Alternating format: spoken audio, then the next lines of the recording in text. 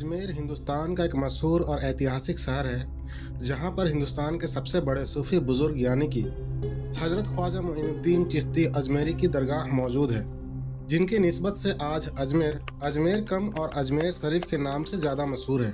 इस दरगाह की तारीख 100 या 200 साल नहीं बल्कि लगभग 800 से 900 साल पुरानी है। और ख़ास बात यह है कि जिस तरह से और जिस तादाद में मुसलमानों की अकीदत और मोहब्बत ख्वाजा गरीब नवाज से और उनकी दरगाह से जुड़ी हुई है, उसी तरह से बड़ी तादाद में गैर मुस्लिम भी ख्वाजा गरीब नवाज की दरगाह में आस्था रखते हैं। और आज भी अगर आप अजमेर शरीफ जाएंगे तो पाएंगे कि बड़ी तादाद में दरगाह की ज़ियारत करने वाले लोगों की भीड़ लगी रहती है, जिसमें मुस्लिम और गैर मुस्लिम में फ़र्क कर पाना मुश्किल हो जाता है। ख्वाजा मोइनुद्दीन चिश्ती रहमतुल्लाह अलैह को ख्वाजा गरीब नवाज, अताए रसूल सल्लल्लाहु ताला अलैहि वसल्लम और सुल्तानुल हिंद यानी कि हिंद का राजा भी कहा जाता है। और ख्वाजा गरीब नवाज हिंदुस्तान के कितने बड़े राजा हैं, इसका अंदाज़ा इस बात से लगा सकते हैं कि इतिहास में पाए जाने वाले बड़े से बड़े राजा, महाराजा, बादशाह और सुल्तान को तो छोड़ ही दीजिए, आज के दौर में भी हिंदुस्तान में सरकार चाहे कांग्रेस की हो या फिर बीजेपी की, देश के बड़े बड़े नेता, मिनिस्टर्स यहाँ पर अपनी चादर जरूर भेजते हैं। इसी साल 2024 में जनवरी के महीने में मौजूदा प्रधानमंत्री नरेंद्र मोदी ने भी यहाँ पर चढ़ाने के लिए एक चादर पेश की थी। अब अगर हम तारीख के कुछ पन्ने पलटते हैं तो कुछ ज़बरदस्त फैक्ट्स भी मिलते हैं जो काफ़ी दिलचस्प है। मुगल बादशाह अकबर के पास हिंदुस्तान की बादशाहत थी, लेकिन ज़िंदगी के 27 साल गुजर जाने के बाद भी बादशाह अकबर को कोई औलाद नहीं हो रही थी। 2 बेटे हुए भी, हुसैन और हसन, लेकिन वह सिर्फ 1 महीना ही जिंदा रहे। आईने अकबरी में अबुल फजल लिखते हैं कि जब बादशाह अकबर राजस्थान दौरे पर थे तो उस दौरान अकबर को पता चला कि अजमेर में ख्वाजा मोइनुद्दीन चिश्ती अजमेरी की दरगाह है, जहां हर मन्नत पूरी होती है। बादशाह अकबर ने मन्नत मांगी कि अगर एक बेटा हो जाएगा तो अजमेर पैदल आकर के जियारत करेंगे। बेटे की चाह में बादशाह अकबर आगरे में शेख सलीम चिश्ती से भी मिले, जो सूफियों की चिश्ती सिलसिले से ही ताल्लुक़ रखते थे। अकबर उनसे एक बार मिले और उनको ऐसी रूहानी सुकून मिली कि फिर बादशाह अकबर उनके पास बार बार जाने लगे। एक दिन बादशाह अकबर ने सलीम चिश्ती से पूछा कि मेरे कितने बेटे होंगे, तो शेख सलीम चिश्ती ने जवाब दिया, आपको 3 बेटे होंगे। जिसके कुछ सालों के बाद ही अकबर को एक बेटा पैदा हुआ। शेख सलीम चिश्ती की निस्बत से ही अकबर ने अपने बेटे का नाम सलीम रखा। ये वही सलीम है जो आगे चल कर के बादशाह जहांगीर के नाम से मशहूर हुआ।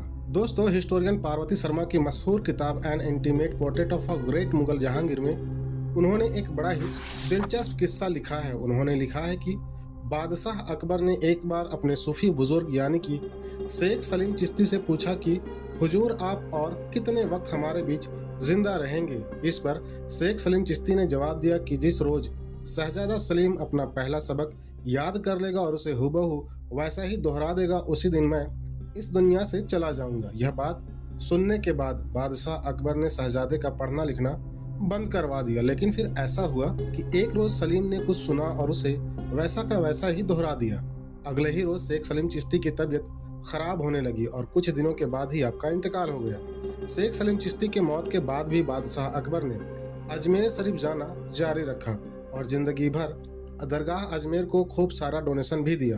अकबर ने शहजादा सलीम के पैदा होने के बाद अजमेर शरीफ में एक बड़ी सी कड़ाही दी, जिसका इस्तेमाल आज भी होता है। दोस्तों, अगर हम ख्वाजा मोइनुद्दीन चिश्ती रहमतुल्लाह अलैह की ज़िंदगी के बारे में बात करें तो पता चलता है कि आपकी पैदाइश 530 हिजरी यानी कि सन 1141 ईस्वी में संजर, जो कि ईरान के खुरासान इलाके में है, वहाँ पर हुई। आपके वालिद का नाम हजरत सैयद गियासुद्दीन हसन और वालिदा का नाम बीबी उम्मुल वरा था।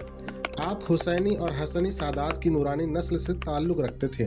मात्र 14 साल की उम्र में आपके वालिद और फिर 15 साल की उम्र में आपकी वालिदा का इंतकाल हो गया।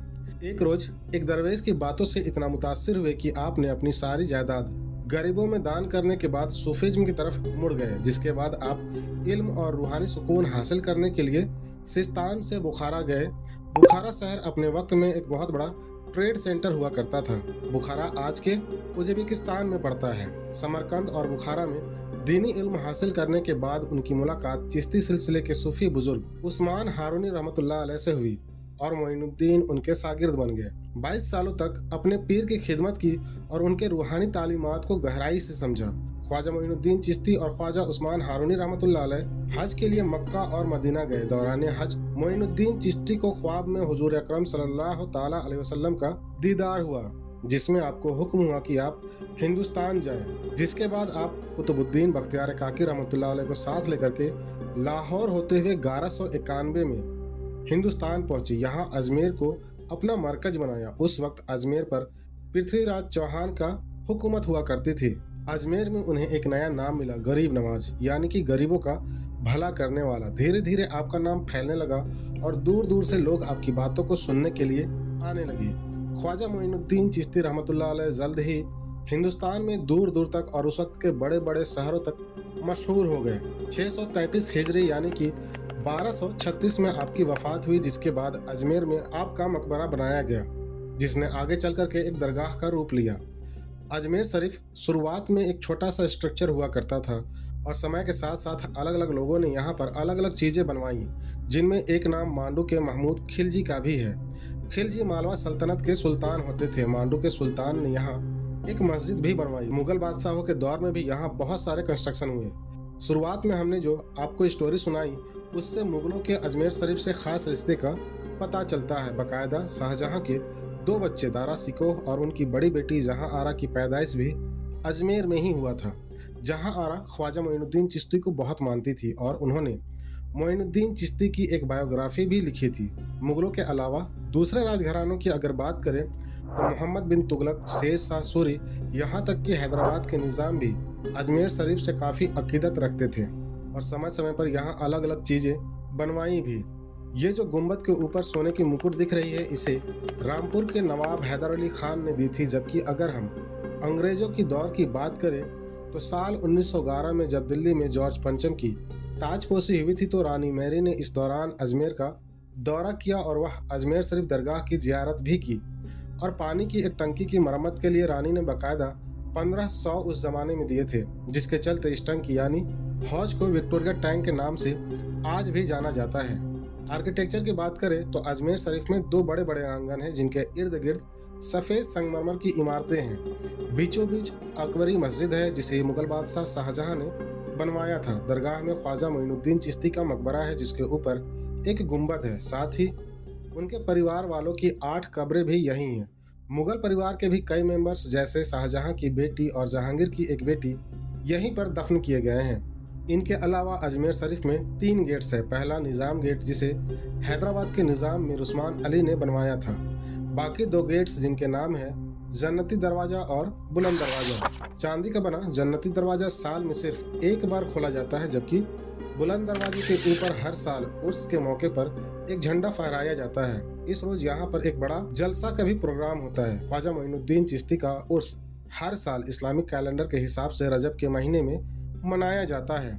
इस दौरान लाखों लोग इस दरगाह में आते हैं। दिल्ली में महरौली स्थित कुतुबुद्दीन बख्तियार काकी रहमतुल्लाह अलैह की दरगाह से एक जुलूस 400 किलोमीटर चलकर अजमेर पहुंचता है। इस जुलूस में हिस्सा लेने वाले लोगों को कलंदर कहा जाता है। उर्स के दौरान खाना पकाने के लिए दरगाह में 2 विशाल डेग इस्तेमाल होती है, जिनमें से बड़ी डेग जिसे बादशाह अकबर ने गिफ्ट की थी, जबकि दूसरा उससे छोटी है जिसे बादशाह जहांगीर ने गिफ्ट की थी।